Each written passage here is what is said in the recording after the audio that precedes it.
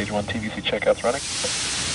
And now you'll be able to see the Stage 1 engines gimbaling or tilting, as you see, while we're completing those final thrust vector control health checks. Stage 1 is on internal power.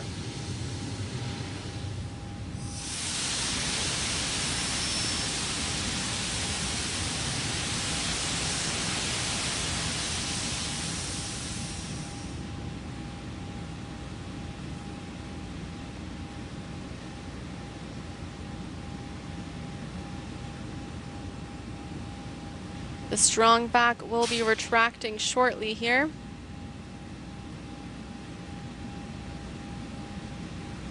Strong back is retracting.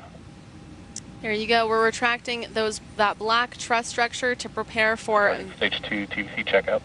For umbilical separation, now that both stages are on internal power, and now we're doing those final thrust vector control health checks on the upper stage.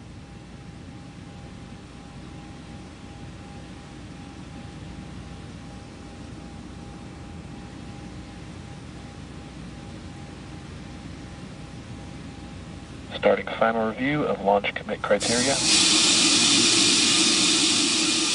Wow, we are very closely approaching T-minus 1 minute.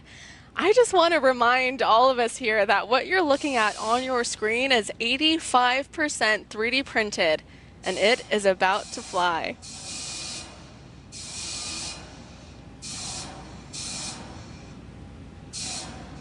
Next up, our range coordinator will ask the range for their final status.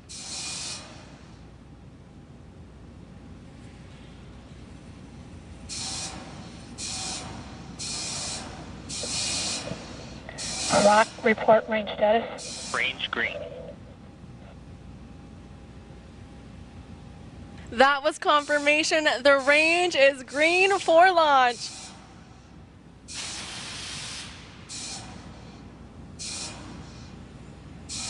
Propellant closing out. Flight computer configured for launch. Under 1 minute.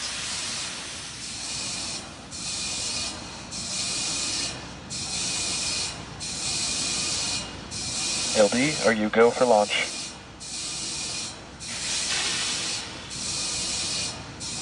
LD, go for launch. There's that final go for launch. We are just over 30 seconds away until the maiden launch of this vehicle. Good luck, Terran 1, and have fun. Here we go.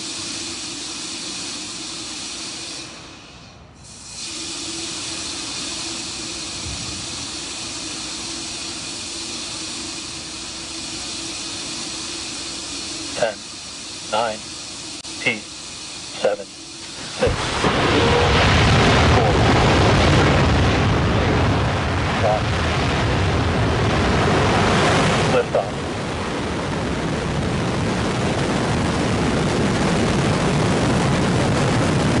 Terran 1 has cleared the tower.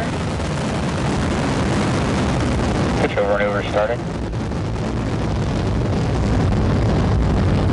Launch pad taking.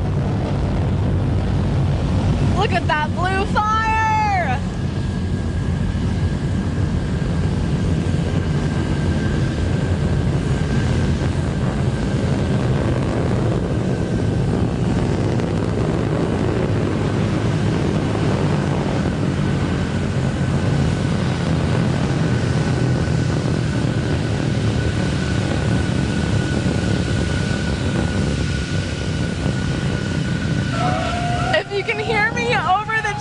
The vehicle is now headed downrange in an easterly direction over the Atlantic Ocean.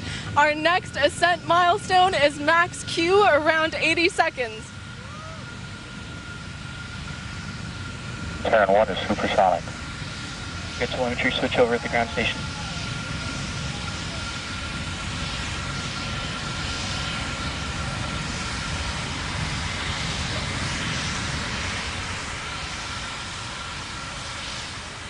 Max Q. We are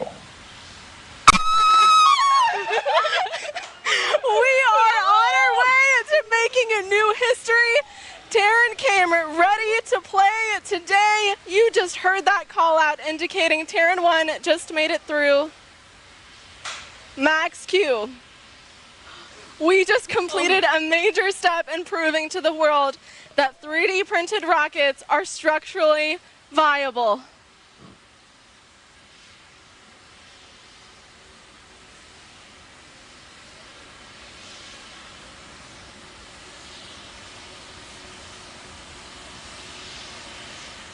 Up next, we'll be looking for a call out that stage 1 performance is nominal.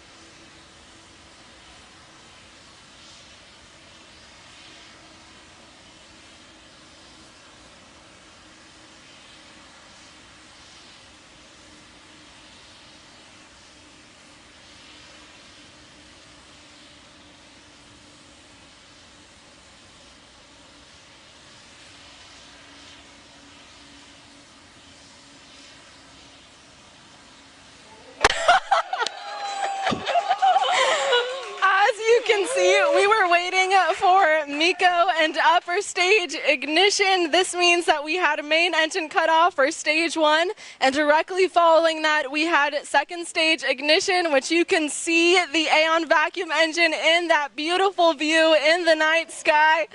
Reminder, there is no fairing for this maiden launch as we don't have a customer payload, but we do instead have a memento of the first ever circular test print.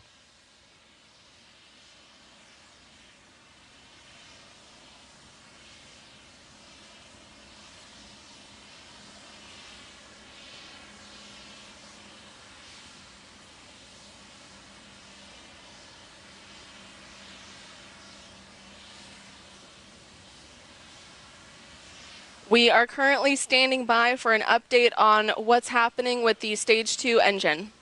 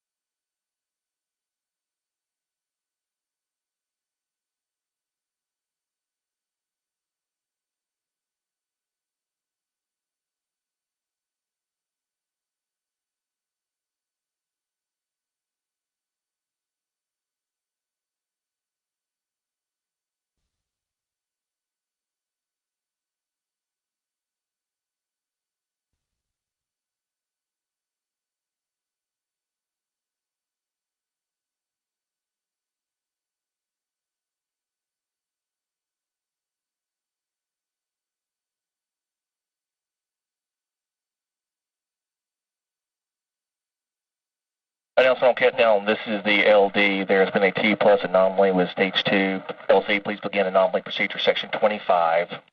Copy.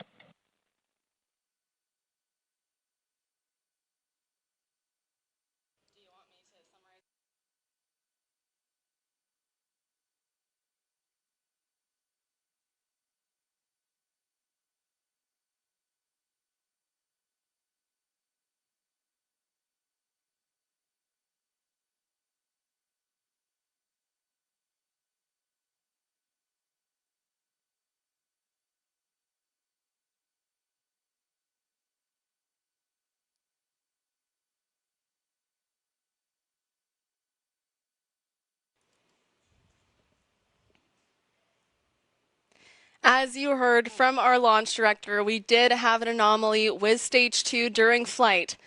But maiden launches are always exciting, and today's flight was no exception. Although we didn't reach orbit, we significantly exceeded our key objectives for this first launch, and that objective was to gather data at Max Q, one of the most demanding phases of flight, and achieve stage separation.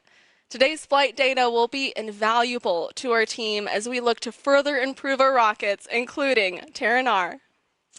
Our team will now carefully analyze this data to determine what led to this outcome. So stay tuned to @RelativitySpace on Twitter and relativityspace.com for additional updates in the days and weeks ahead. I want to thank the entire Relativity team for all of their hard work in getting us to this point. No one's ever attempted to launch a 3D printed rocket into orbit, and while we didn't make it all the way today, we gathered enough data to show that flying 3D printed rockets is possible. As Arwo mentioned, we will apply the lessons learned today in our future vehicle, Terran R. What we are doing has never been done before, but it is undoubtedly a worthwhile endeavor that will transform the aerospace industry forever. And with that, we will conclude our coverage for tonight. I am Rachelle Aniceto. It has been an honor. And I'm Arwa Tizani Kelly. Thank you, and see you next time.